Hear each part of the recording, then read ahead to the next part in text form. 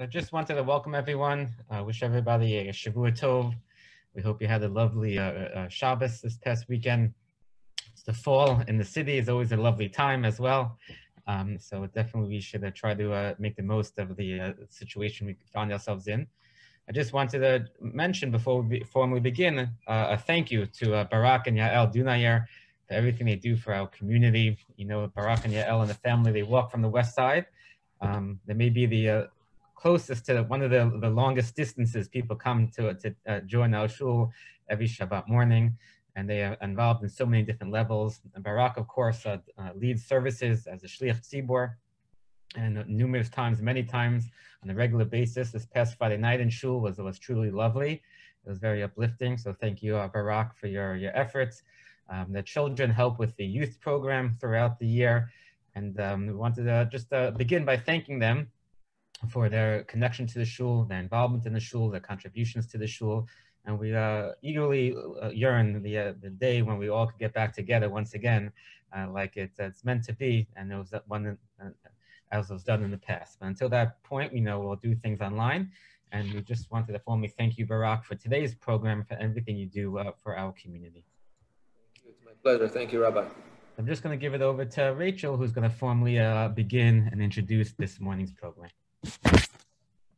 Okay, wonderful. Well, welcome to everyone. We're so excited about our program today, and I'll go ahead and echo some of what the rabbi said, but you know, we're just so grateful to have Barak as part of our program and as part of the synagogue. Barak, for anyone who doesn't know, is one of the foremost real estate brokers in New York City. He is now partnering with the Jackie Teplitsky team at Douglas Elliman after more than 20 years in the real estate business. And we're very, very much looking forward to hearing his insights into the real estate world today. But in addition to his real estate background, Barak is amazing musician. He is a marathon runner. He is probably most importantly husband to Yael and father to 3 amazing girls, Maya, Shira, and Noah. It is a family of beautiful neshamas, and we're so fortunate to count them as friends and members of our community. We're very privileged this morning to host as well Howard Lorber, the executive chairman of Douglas Elliman, and I will let Barak a little bit later on introduce Howard. But in terms of the mechanics of this morning's program, once Barak begins, he will guide a conversation with Howard, and then as usual, members of the audience will be able to submit questions through the Q&A or chat functions. And after the conversation between our 2 panelists this morning, your questions will be answered. So, you know, we're very much looking forward to hearing some answers to the questions that all of us are wondering about. What will be the long-term impact on real estate in New York City due to the pandemic? What will be the impact of any future shutdowns, of diminished tourism, changing international interest? There are so many questions at bear as we think about what's happening in certainly one of the greatest, if not the greatest city in the world.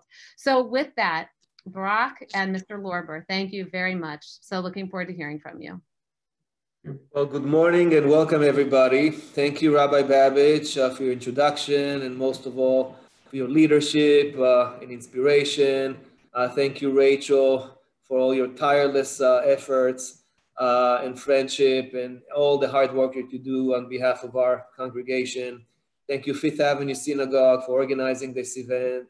Again, Rabbi Babbage, President Jacob Gold, Chairman Walter Malofsky, all the staff, all the support, all the organization, and all the work that you do. Most importantly, I'd like to acknowledge our distinguished community at Fifth Avenue Synagogue. As you mentioned, my family and I are very proud members of the synagogue, and we miss you all so much, and we look forward to Bezrat Hashem, seeing more of you soon and in person. So as Rachel mentioned, in my professional life, I'm a managing partner at the Jackie Teplitsky team at Douglas Elliman. We're a 9-person team. We are residential real estate brokers, one of the top ranked teams with the company. We have operations both in New York and Miami. We represent buyers, sellers, investors, tenants. with the residential transactions of co-ops, condos, townhouses, and new developments. But with me today is the one and only Mr. Real Estate himself. If anybody knows real estate in any room, and if anybody just tells it like it is, no nonsense, it's our fearless leader, the owner and the executive chairman of Douglas Elliman, Mr. Howard Lorber. I know many of you know Howard. Howard knows many of you, I'm sure. Douglas Elliman has 7,000 agents, 120 offices, the largest firm in New York City, second largest in the nation, 28 billion in annual sales volume, offices in New York, Connecticut, New Jersey, Florida, California, Colorado, Massachusetts, and Texas. And Howard, thank you for spending time with us today, and welcome to Fifth Avenue Synagogue. Thank you. It's a pleasure to be here, and hope we could shed some light onto what's going on and answer some questions you may have. So let's do that. Let's go right into it, okay? So before I start asking you some questions, I just want to give some context about the market, and I want to go back to the financial crisis of 2008, 2009. And I'd like all of us to keep the following in mind. So, and correct me, Howard, if I'm wrong, okay? But real estate appreciated dramatically from 2009, coming out of the financial crisis, until sometimes around the middle of 2017. And then in 2018 and 19, prices corrected somewhat, some because of just the natural market cycles, and some due to some government policies, and most notably is the significant increase in mansion tax that started July 1st, 2019. Then at the end of 2019 and starting 2020, we started seeing a lot more activity, maybe not higher prices yet, but certainly higher volume, which usually kind of is the beginning, okay, comes before the time when prices start going up. 13% higher contracts signed earlier this year, January and February, I think industry-wide. Our team, Jackie Taplitsky team, I think we were doing 40 or 45% better than the year before, talking January and February. So we had all the sound economic fundamentals, low interest rates, rallying stock market, low unemployment, and then came COVID-19. Okay, in the industry, we couldn't show property for about 3 months, from mid-March through June 22nd. From June 22nd, sales have definitely picked up, maybe some pent-up demand. When we had the spring market, that wasn't, that shifted into the summer. But the pandemic is still here, and it's here, and there's really no end in sight as far as we can see it. So here's my first question. New York has experienced many challenges before, but it seems as if this present crisis is a combination of multiple challenges. If you look at 2008 financial crisis, there's rising poverty and unemployment. If you look at 9/11, it was a mass casualty event, and it was bearing psychological trauma, and it was shaking people's feeling of safety, living in a congested urban environment. And if you have like the 70s, the city government is probably facing a fiscal crisis with drastic reduction in tax revenue. And when the lockdown started in March, some optimists thought it's going to be a 3-week shutdown, and by Labor Day, everything is going to be fine. And now we're about 8 months into it, and there's still no clear end in sight. So Howard, I've heard this from you, the term business unusual. And it seems that now we're kind of settling into the new normal, or maybe the new abnormal. So the big question is, given this pandemic, how's the real estate market doing now? And how do you see the city coming out of it? Sure. Well, it is business unusual for sure. I don't think any of us have gone through something quite like this. But I will say, just to go back on a couple of the comments you made, the markets did generally recover very well after the financial crisis, but not all markets. In fact, suburban markets around New York City maintained their lows from 08, 09, whether it was in Long Island, whether it was in Connecticut, whether it was in Westchester County, parts of New Jersey. These places still were probably down 40% from the pre-financial crisis highs, never recovered. One thing that happened during COVID, because people a lot of people wanted to be in the suburbs. They didn't want to be in New York City. And the fact is, a lot of inventory was taken off the market because it was sold. And so it has made a better market in the suburban areas around New York. New York itself, I hear sometimes when I was on CNBC speaking about the market, and everyone likes to say, oh, New York City, the market's dead. And I thought for a second, I said, it's definitely not dead. It may be in a temporary coma, but it's definitely not dead. And it will be back to life, as we've seen, as you mentioned, from every crisis in the past. 9/11, everyone was saying they're going to flee the city. And some people did. And almost everyone that I knew that left, I think everyone within 2 years came back to the city because they started feeling more comfortable again. And I think another factor in where we are before COVID is the loss of the state and local tax deductions. That was something that started pushing people to want to move out of the city because they couldn't even deduct that. And the state is a very high income tax state. And if you're in the city, you have the privilege of even paying more. So that was sort of, in the background. When we first opened sales, when we were allowed to at the end of June, the basic market or the basic sales that were being made were, I'd say, $1 million to $2 million apartments, whether they're co-ops, condos, or whatever. It was that end of the market, which we tend to say low end, but in many other markets, $1 million to $2 million is very high. But in the city, it's more towards the lower end. And what we noticed pretty quickly is that there were actually bidding wars. People wanted those apartments. So when you think about it, it gave entry to people that maybe couldn't afford to live in the city before. But with the prices being down and the lowest interest rates that anyone alive has ever seen, it helped them buy New York City. So New York City always has some demand, pent-up demand, and maybe they don't act on it because of the issues with costs, but interest rates have really taken care of a lot of those issues. So that went along for probably the first month or 2 months, and then we started seeing higher priced sales, more apartments, condos, co-ops selling over $3 million. And then if you go now, bring it up more current to the last month and a half, all of a sudden we've seen very high price sales, $35 million in Tribeca, $25 million in Soho. Interestingly, more of the high price sales downtown than Upper East Side, but high price sales, surely in any category. And what the press likes to do, though, is they like to say, oh, well, they were down 50% from the original asking price.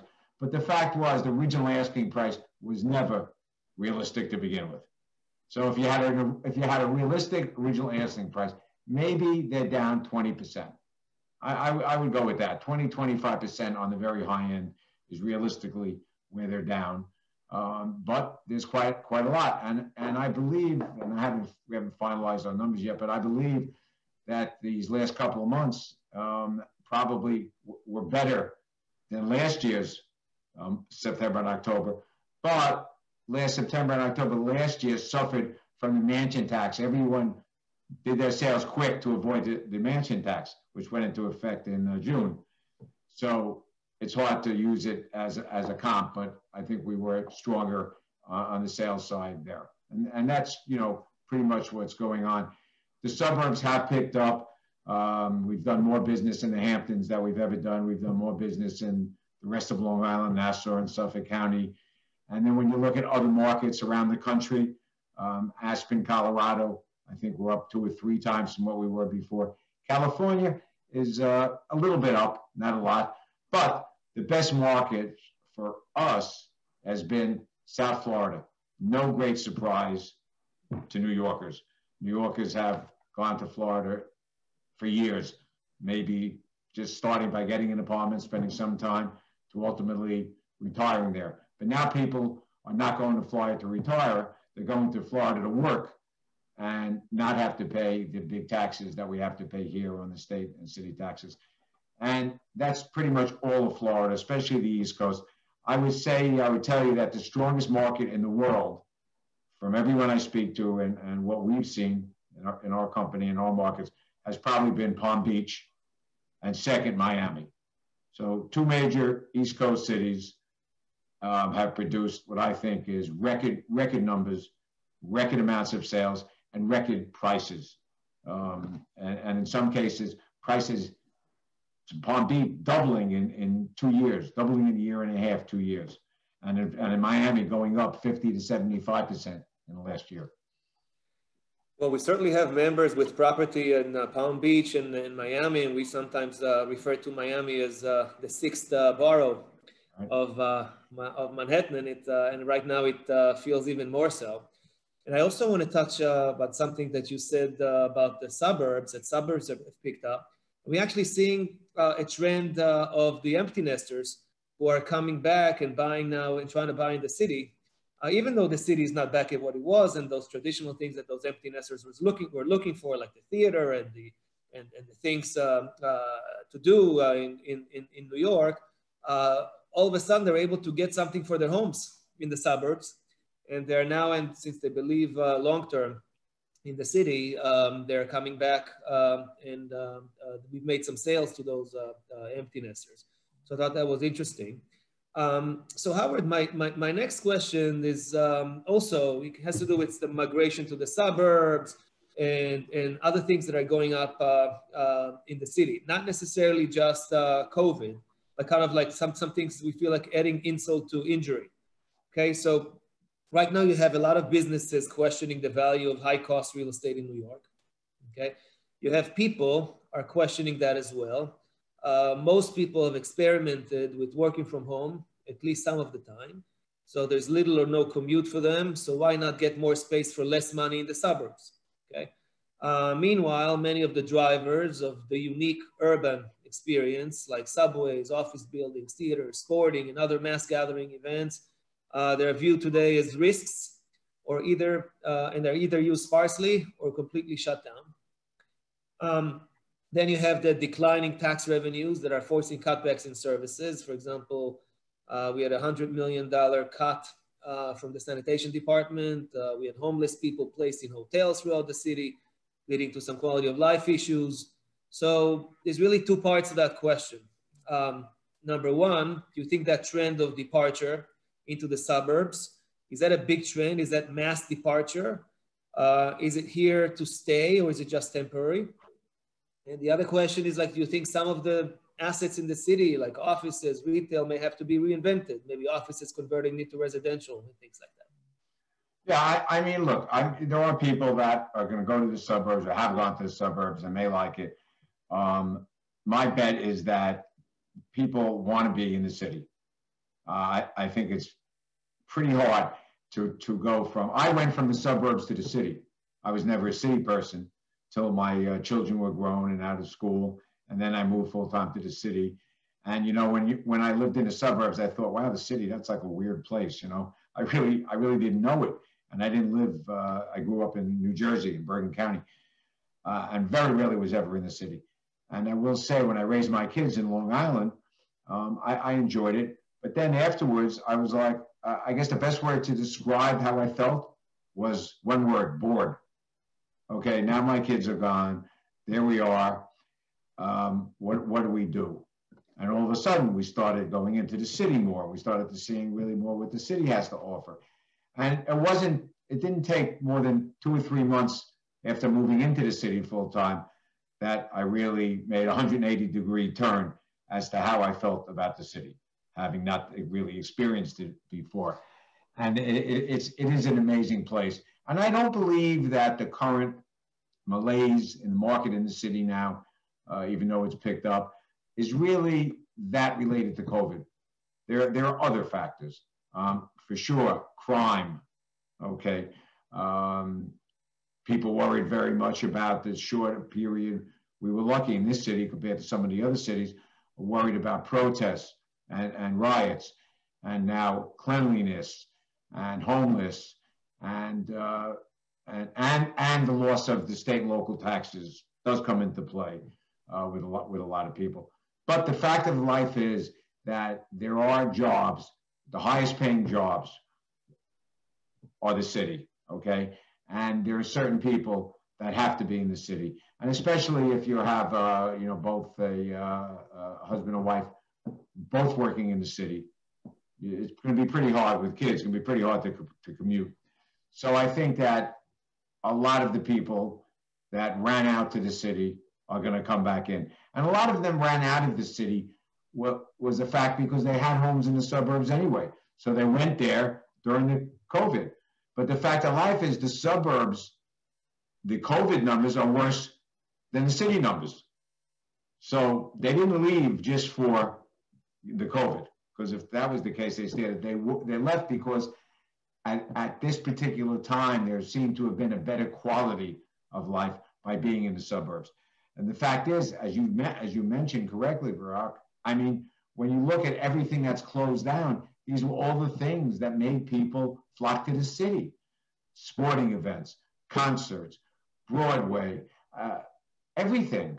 You know, we laugh about it sometimes, but this is the first year Radio City Music Hall is not going to have their big holiday event. Everything's postponed. Okay, everything's postponed. So I think it could take 2 years, 3 years, for it to get back, to where it was. Obviously, we have to figure out on the COVID side what's going to happen, how long is it going to take. I believe we will have vaccines pretty soon. And then there'll be drugs. Not everyone likes to take vaccines. So if you got, God forbid, you got the COVID-19, you take something and it's gone. Like we've all had that with flus and so forth, the Z-Pack, like everyone's favorite when they get sick. They take it 3-4 days later, they feel fine. So one way or another, COVID is not going to cause the end of the city for sure. But again, I don't want to get like into politics because that's always a bad subject. But the fact is, that's my next question, actually. Yeah. Well, okay. Well, then I will get into it. The real problem is, I'll stay local on it though. The real problem is in the city is the horrible administration of the city, or I should say, no administration of the city. It's really, really horrendous and beyond belief. So Howard, I have a question about that, really, the local government, okay? Because historically, the city government viewed construction and development as necessary engines of recovery, and they always assumed that the city and ultimately demand will always rebound, okay? Now, developers and landlords were major political campaign contributors and also huge tax contributors to the city's tax base. And it seems that they had now the political influence, especially over economic development. That seems to be the case always. Now, on one hand, the longer that all those skyscrapers remain empty, the less kind of relevant and essential that they seem. And at the same time, you have a new class of progressives that's having some success crusading against corporate power and mega developments, okay? So us at Douglas Elliman, we're marketing, billions of dollars of worth of new development. And I know you personally are involved in many projects as well. And you know all these people, you talk to all of them, all these big real estate moguls. So again, there's two parts of this question. Number one, especially that now we have less foreign buyers, okay? Who is buying all these projects? And number two, given this big stakes that the real estate people have in the city and the issues that we just discussed, not necessarily COVID issues, what's being done politically to try to protect the value of these assets? Yeah. Well, look. What's being done politically is you have organizations like Real Estate Board of New York, which we're familiar with in our business. And the real problem is you can blame everything on one person if you want to blame the mayor, but the real fact is you have to really look at the city council because they really are very much involved, obviously, in what happens in the city. And there are less and less of people that we believe would be good for the business running for city council or being on the city council today. So I think there are different groups that are trying to find the right people, but it's hard to convince someone when they see what's happening. in the city and maybe the state and maybe even the country going in one direction, that they could even win, because it's sort of a tsunami towards one side. And look, everything generally speaking in life works better in the middle. Okay, but when you have governments, whether it's local or national, where one side can't have any sort of conversation with the other side, that's never healthy. And that usually takes you to the extremes. And the extremes usually are not that healthy. And I think that's pretty much what we're experiencing now. So it is going to be tougher. With the real estate people in New York, the owners and developers, obviously they're going to have a tough time. I mean, first of all, the one thing where COVID did play into this is it showed people that maybe they don't have to go to the office, okay? They can work more efficiently home. So I think that the low amount of people coming into the office is not going to stay the way it is, but I don't think it's going back, I don't know when, if ever, to the type of occupancy that we've had in office buildings. And probably for a while in hotels also. Like some of the hotels in the city, like the Pierre reopened, I guess about a month ago, they're running at 8% occupancy. They're going to close again. You can't possibly be in business of that. The restaurants we all know about. I'd be shocked if at least 50% of the restaurants don't end up closing permanently. I don't see how they could possibly stay in business. And as it relates to what real estate and life in general, and looking at people that have to travel to come, we now have these quarantine rules, depending on where they're coming from. It's almost every state. I think there's 35 states. If you're a resident of that state and you come into New York City, you have to quarantine for 14 days. Okay? Very bad for business. Very bad, in my opinion, for a lot of things. It keeps families apart. I'm hoping that that's going to change soon. Now with the testing you could do, I think the answer would really be, okay, you can come to the city, you get in the city, you do a COVID-19 test. If you're negative, then you don't have to quarantine. So it gives you a little bit more ease, of travel. But it's tough. And again, it's not just COVID related or the new things. They changed the rent regulation rules. If we go back years ago, that killed the rental owners. And the rental owners were the lifeline of the industry for years. These are second and third generation owners of tens of thousands of apartments that basically the values are probably down 50% or 60% of where they were before. So that's put a big negative on how everyone's feeling, about the city on the real estate side. Okay, so let's talk about some more positive things now. And, on one hand, you hear about people looking to move out to the suburbs and spend more time in their second homes. I think a lot of those people who were buying in the suburbs are buying second homes, not necessarily still leaving, keeping their New York apartments. I think that's a very important point to make. It's not a permanent departure, just want an extra room outside in addition. So you have that. And on the other hand, it also seems as if life in the city, at least where it stands in the residential neighborhoods, has a kind of a nice rhythm to it right now, okay? You have all this sidewalk dining, okay? That's everywhere. And it's very charming, okay? It feels, hopefully, we don't know what's gonna happen as the weather gets cold, but it's very pleasant right now. There's definitely more people in the street. Parking is horrible once again, right?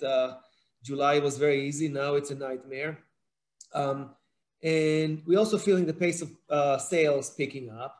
And, Jackie and I and our team, we took some clients out in the residential neighborhoods, Upper West Side, Upper East Side, the last few weeks. And that's after those people have not been in the city for months. They've been quarantining or isolating themselves elsewhere. And a lot of those people mentioned that they're surprised to see how lively the city looks, especially after what they've been reading all this time. I felt the same way coming back into the city from the suburbs. And, when I first started coming in, You know, there was very little traffic. As weeks went on into months, there's more and more traffic. It seems almost like a lot of traffic again. But I'll tell you, when you want to look at the good things, I'll tell you what impressed me the most. Driving into the city on any busy street, looking at the people walking around, but not just looking at them. Almost without exception, every person was wearing a mask. Yeah. Every person, almost without exception. The only ones that were exceptions, I saw they pulled it down because they were smoking a cigarette. Other than that, everyone had it. Now, you know, that to me shows how people think. You know, why not? Why not go out? Why not be in the city? But take precautions. And I was very impressed in almost never seeing anyone without a mask. That's right. So, and we do see the pace of sales, you know, as people came back from their summer whereabouts and school started, whether remotely or not, people are back in the city. We're seeing the pace of sales picking up. We're seeing more activity, more inquiries. And that's certainly encouraging signs. The interest rates are very low. Prices have relaxed a little bit. You have more inventory to choose from. You have less competition for the quality inventory. So buyers are recognizing opportunities, and there's certainly a lot of money in the sidelines that are going into real estate these days. Lower prices always bring out more buyers. 100%. And then at a point, because we talk about, you know, values, what will happen next will be as these buyers come in and the inventory starts decreasing, then we know what happens. Then prices start going back up. And right. That's what's going to happen. It's inevitable that it's going to happen. And I don't see interest rates going up for a while either, right? So that's also, that has to do with affordability, right? The prices and interest rates, that's a huge, huge, huge driver. So let's talk about the, you know, it's not $1 million question. It's like the $10 million question today. So everybody who's a seller wants to know what their property is worth. And everybody who's a buyer wants to know how much lower they can offer and when the bottom of the market is. Is it time to sell now, buy now? Is it time to wait now? Howard, what's your advice? Well, it depends on the personal situation, you know, so we always go through that push and pull. The fact is, if you want to be in the city, or if you have to be in the city, I think this is probably one of the greatest opportunities that I've seen to buy because of the lower prices and because of the very low interest rates. And that's what we've seen happening now. And that's why business is picking up. And I also agree, a lot of these people that have bought second houses are going to be back in the city, and they're going to, you know, maybe go on the weekends, maybe go in the summer, if it's a summer type resort. That's not going to stop them from being in a city. One thing that maybe stops them more is going to be the tax situation, because if they keep raising taxes in the state and the city, and then you have a new administration who's talking about raising taxes, you know,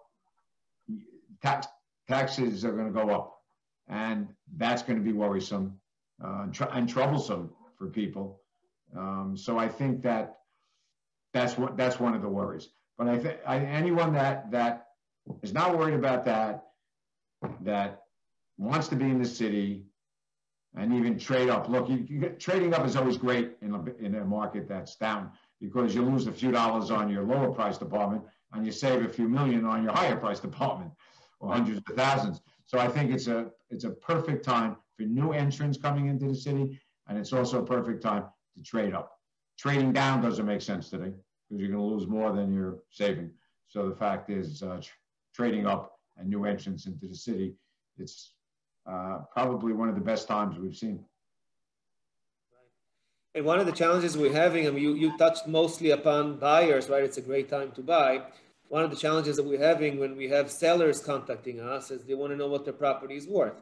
So, you know, during the summer, it was very, very tough because, you know, we could tell them what stuff was selling for before COVID and do the comps that way. But then how many, you know, we didn't really have any substantial sales activity and substantial comparable numbers to say, okay, what's the COVID discount? How much is it worth now? So we were struggling and with pricing a lot. And but now I think things are, as more sales are going into the pipeline, feels things are starting to settle a little bit, and it's easier to the market's kind of regaining its footing. Whatever prices needed to be relaxed, they did. And then as we see, the pace of sales is starting to pick up because buyers are taking notice.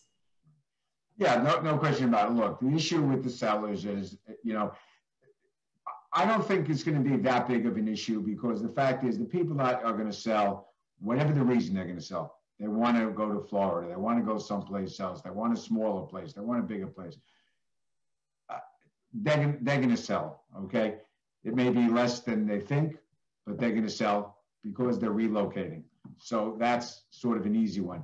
The tougher one is the sellers that are selling and want to try to get every dollar they can and thinking, why didn't I do it 4 years ago, 3? Probably the real top of the market was probably around 16, right? Would you agree? Right? Something. I think so, yeah.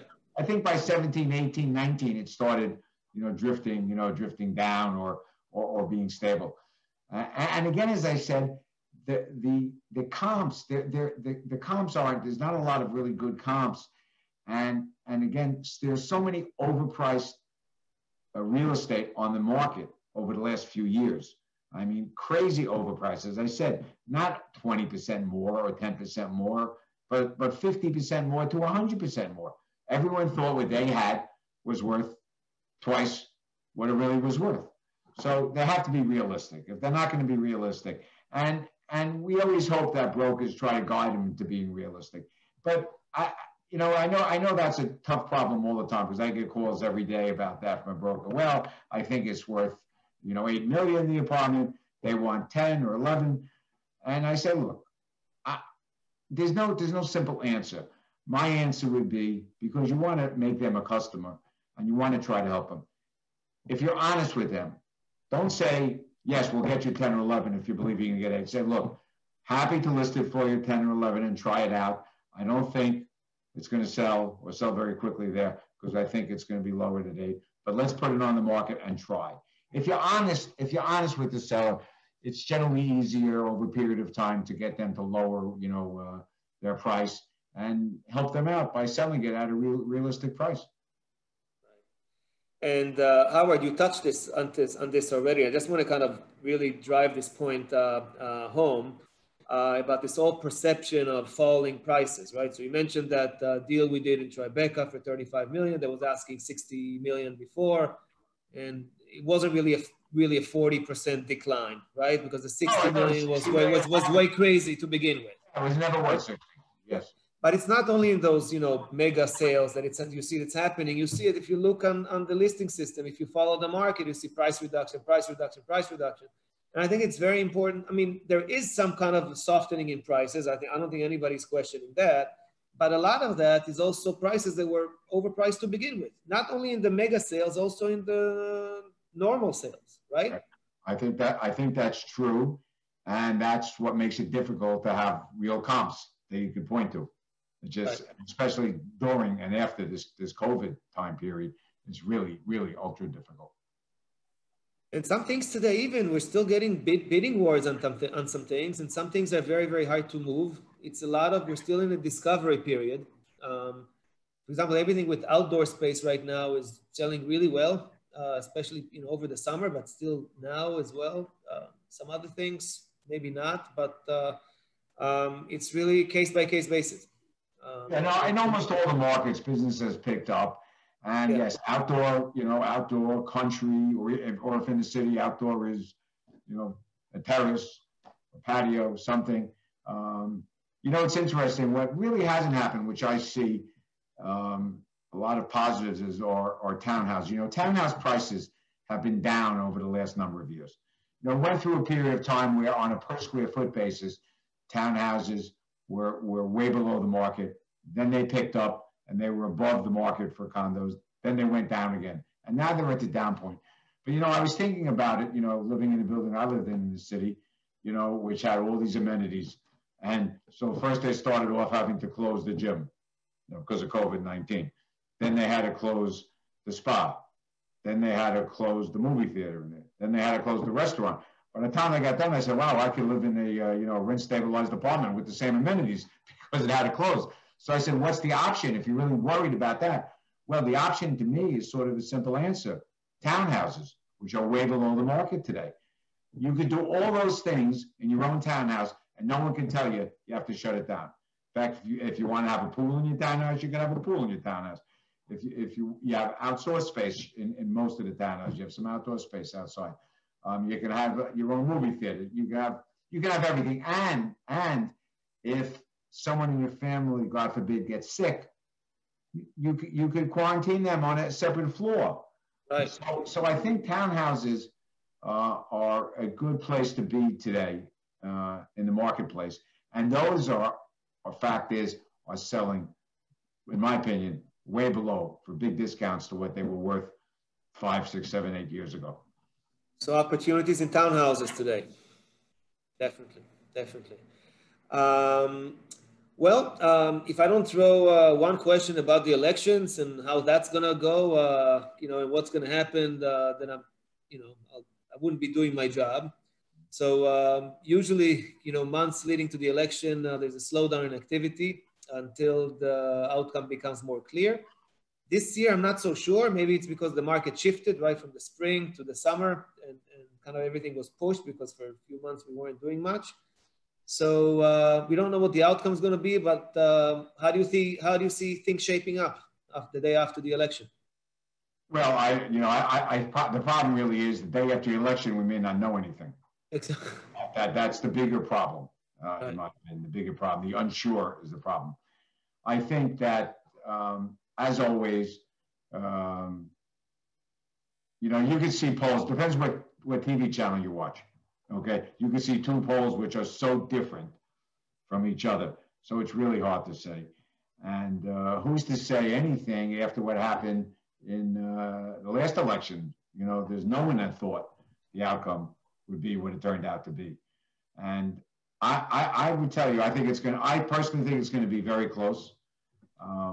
I don't think that the administration will change. I don't think.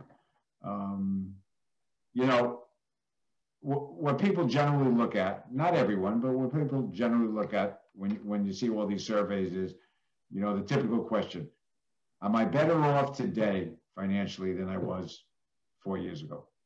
And the last polls I saw say about 56% of the people in the country that were polled say they feel that way.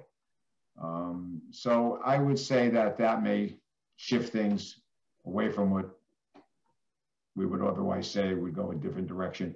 But who knows? No one knows. It's probably a toss-up or close to a toss-up. I think what we all have to hope for is that there's not going to be problems with figuring out who won. And because that would really be bad, because then no one's going to have any confidence in the system. And the uncertainty. Yeah, people hate uncertainty. Not the uncertainty, but just things that have gone on. I was watching a show this morning, and they were talking about one congressional district where they put the wrong name on the ballot, and they sent it to the wrong district, and the district that they sent it to was Democrat, but the district where the wrong names were was Republican. I mean, and they're saying that there's nothing they can do about it. When you have people lose confidence in voting and making sure your vote counts the way you wanted it to count, which could be either way, I think that's really a problem. And if we end up in, weeks and months of litigation over it, I think that'll be bad. That'll be very unsettling. Hope, pray that doesn't happen. Let's hope and pray, exactly. So I'm going to some audience questions right now, okay? Thank you, everybody who submitted, and feel free to submit some more. We have a couple of questions here, and I'm kind of consolidating about the rental market, okay? And, I can share that, during the summer when people started calling us about selling their places, we weren't really sure where the world was going. And a lot of the conversations used to be like maybe put it on for sale and rent at the same time. You kind of see what happens. And to our surprise, given all the climate of uncertainty and all this, we've had a lot more success with selling those assets than renting them, okay? A lot more, even the stuff that we weren't having as successful selling, we still got more inquiries on selling than renting. So that was surprising, but now we think it's a trend. You're looking at the rental vacancy numbers. I think last month I checked, it was 5.1% vacancy, which is huge. After Lehman Brothers, it was maybe 2%, and when the times are considered good, it's maybe 0.5% vacancy. So it's really, rentals are very slow right now. Rents are being renegotiated. What else, where are we going with with the rentals, Howard? Well, rentals have gone up and up and up, and we're very, very high, okay? And the fact is, you're right. I think that the rental side of the market is actually worse than the sales side of the market today. Right. Because, you could say the rent is this, is X, but then you find out, well, that looks good, but we have to give 3 months free rent plus pay the commission to the broker, which really didn't happen before, or not too often anyway. And I think much like the sales side, the high-end rentals, the really high-end rentals are way down price-wise and velocity. So, because I think, if you had an apartment and you were renting it and you were getting, $20,000 a month, for a really nice apartment, and now they're telling you can only get effectively with the free rent and everything, $12,000 a month, you're going to say you're not going to want to rent it.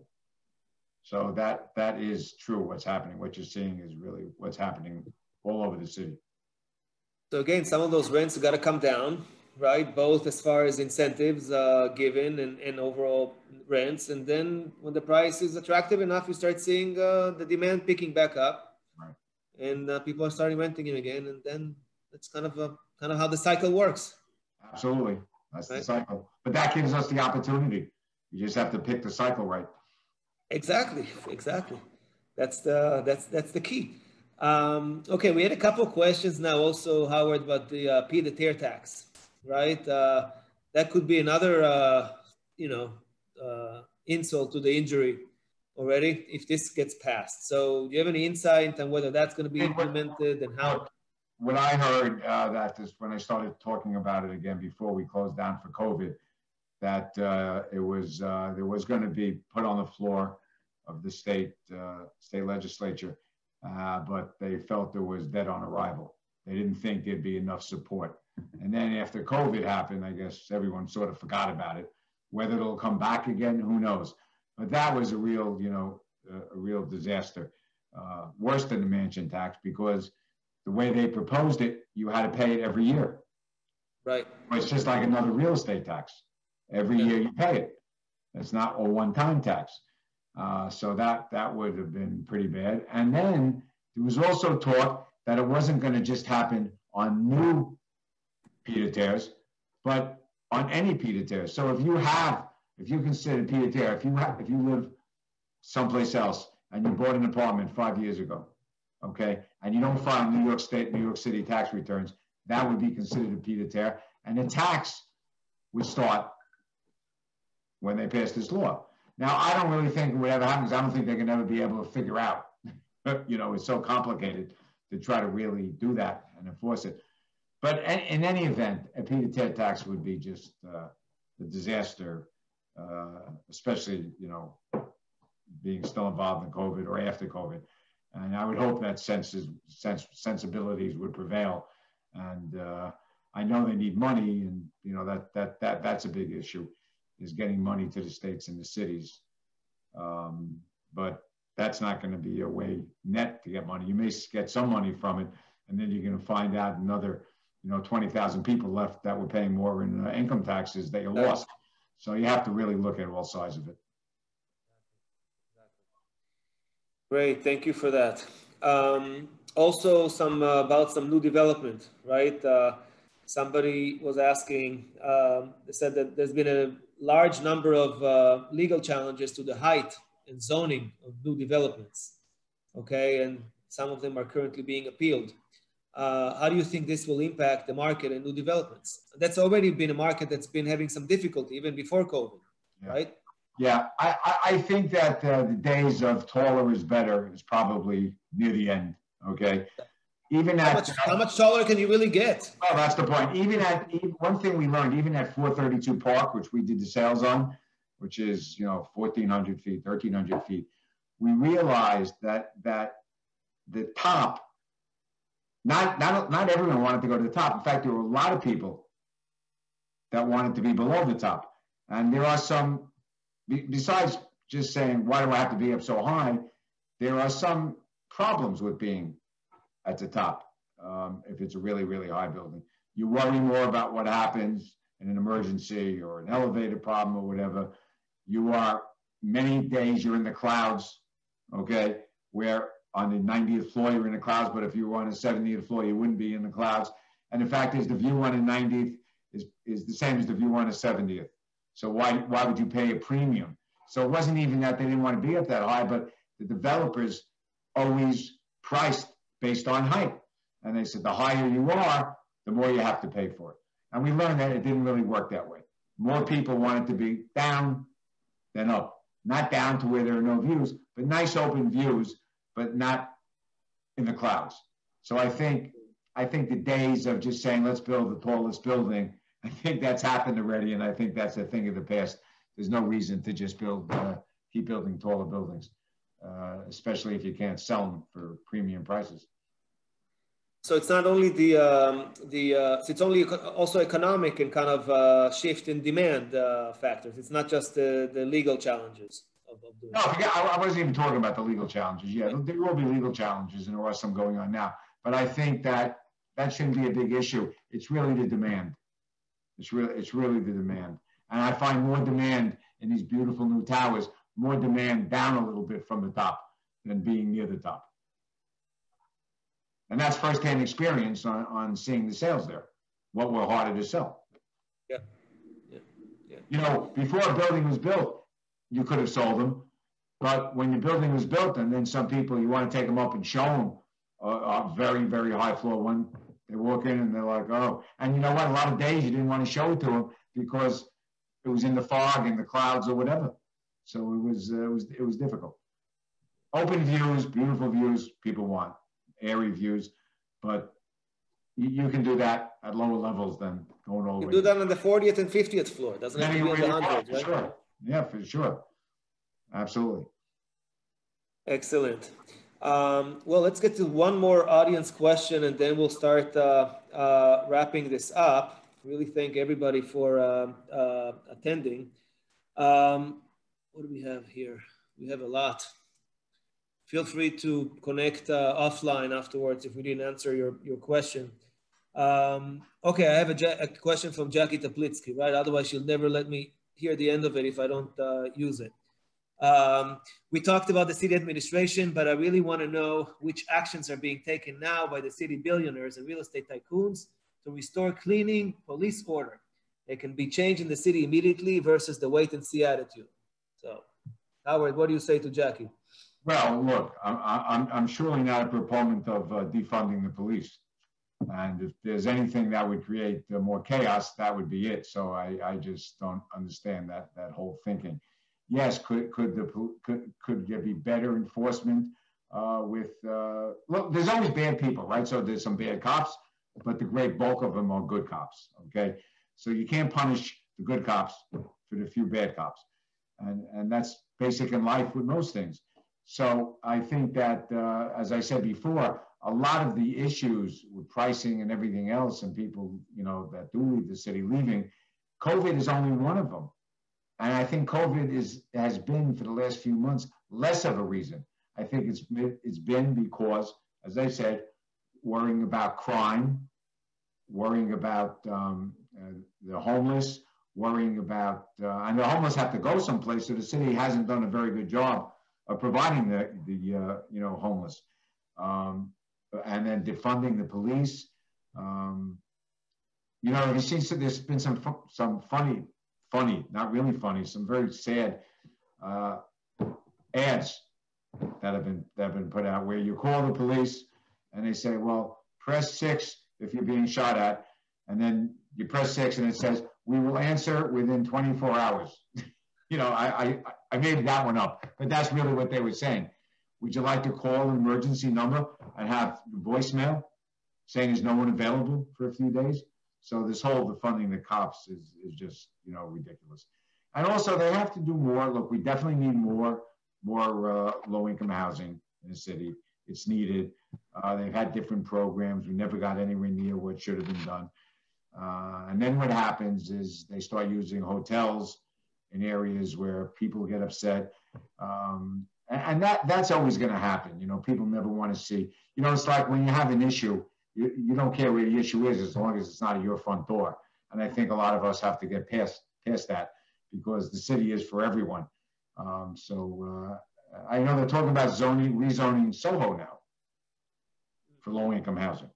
And low-income housing is fine as it relates to, in general, different from homeless shelters. Okay, well, Howard, we're getting towards the end here.